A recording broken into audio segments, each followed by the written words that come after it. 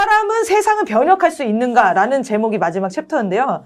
사람을 바꿔야 세상을 바꿀 수 있을 것 같기도 하고 세상을 먼저 바꿔야 사람을 바꿀 수 있을 것 같기도 하고 이런 느낌인데 이거를 사회개조, 정신개조 이렇게 표현하셨거든요. 사회개조가 먼저여야 되나요? 정신개조가 먼저여야 되나요? 이게 이제 예전부터 많은 논쟁이 있었어요. 정신개조가 우선이라고 주장하는 사람들도 있고 사회개조가 우선이라고 주장하는 사람들도 있었죠. 이 일본 식민지 일제강점기를 예를 들자면 정신개조를 먼저 하자 이런 사람들은 뭘 했습니까? 민족개조론 같은 걸 주장했죠. 그렇죠. 그래서 막 교육하고 실력 양성하고. 근데 그게 해서 성공을 했습니까? 아니요, 다 탄압당했어요. 네.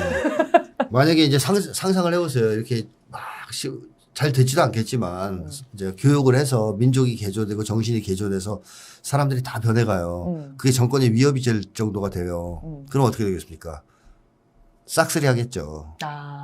가만 놔두겠어요, 이걸. 네. 네. 힘이 미미할 때 놔두겠지만 어느 정도 위험 요소라고 느끼면 바로 탄압이 들어오지 않겠습니까? 그래서 성공한 사례가 없어요, 역사적으로. 그 혹시 기억나시는 사례가 있어요? 인류 역사에서 정신을 개조해서 세상을 바꾼 사례? 사람을 바꿔서 네.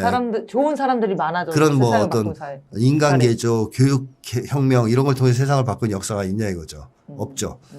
그래서 사회 개조가 더 중요하다고 얘기하는 게 이제 무장 독립운동 일본 식민지 시절에는 또는 뭐 그 정도는 아니더라도 상해에다 임시정부 차려놓고 독립운동하는 이런 독립운동을 추구했던 사람들은 일본이랑 한판 떠가지고 정권을 탈취하겠다는 거 아니었습니까? 그러니까 사회개조를 우선시했던 사람들이죠.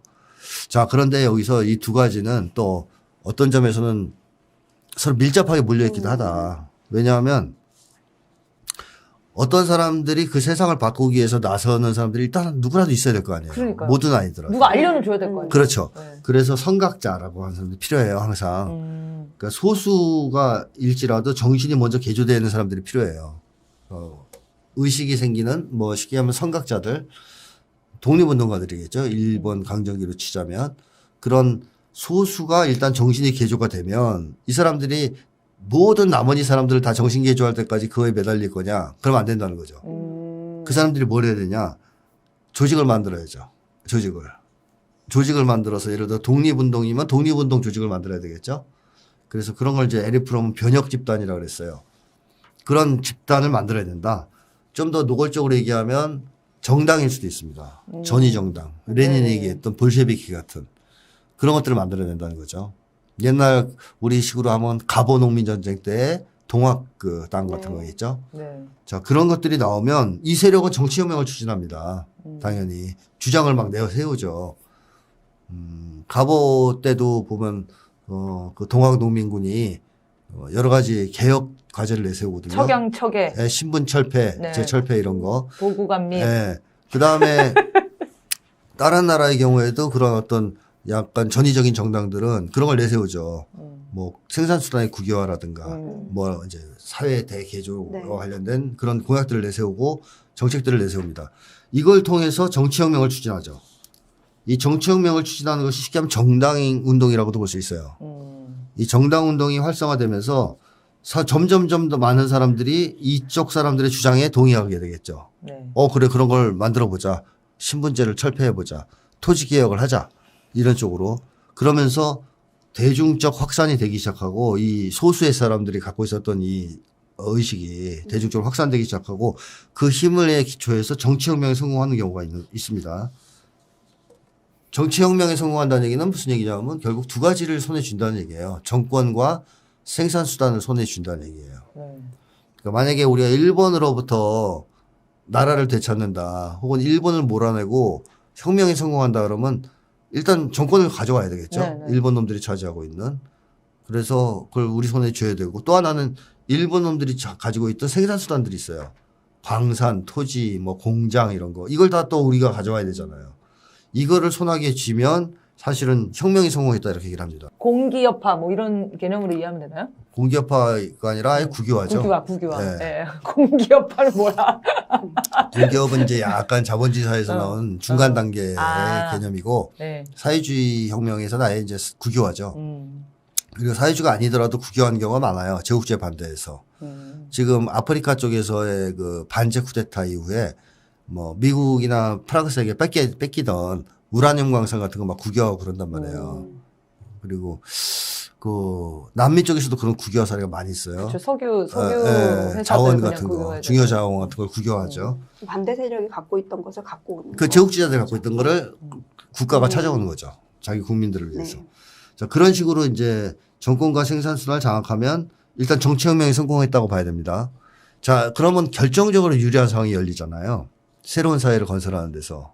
왜냐하면 정권과 생산순환을 자기들이 손에 쥐었으니까. 힘이 있으니까. 쥐고 있으니까. 네. 그러면 그 사회에서 새로운 개혁을 막 추진하면 정신개조가 어떻게 되겠습니까? 전체 국민들한테 거의 확산되겠죠. 그러면서 정신개조가 거의 완결되겠죠. 그래서 정신개조를 완결시키기 위해서라도 중간 단계에서 한 번은 정치혁명의 성공이 있어야 돼요. 사회적 변혁이 있어야 그렇습니다. 된다. 예. 그러니까 과거의 역사를 보더라도 항상 그런 식이었다 이렇게 보면 틀림이 없어요. 그래서 사람들이랑 이제 세상을 어떻게 바꾸냐 이런 얘기를 하다 보면은 늘 하는 얘기가 교육이 문제야. 이렇게 네, 돌아가는 네, 경우가 네, 있거든요. 네, 네. 학생 때 교육을 뭐 근현대사 교육을 안 시켜서 네. 12.12 쿠데타를 안 가르쳐줘서 문제야. 이런 얘기를 하시는 분들이 있거나 아니면 언론이 문제야. 이렇게 얘기하시는 분들이 있거든요. 네, 네. 그래서 언론개혁이랑 교육개혁만 이뤄지면은 사회가 바뀔 것 같이 생각을 하세요. 네. 근데 지금 이 얘기는 그걸로도 세상을 바꿀 수는 없다는 거네요. 그걸 못 바꾸죠. 네. 좋은 기자가 아무리 들어가도 네. 그 언론이 썩어 있으면 안 된다. 제일 중요한 것은 정치 세력이에요.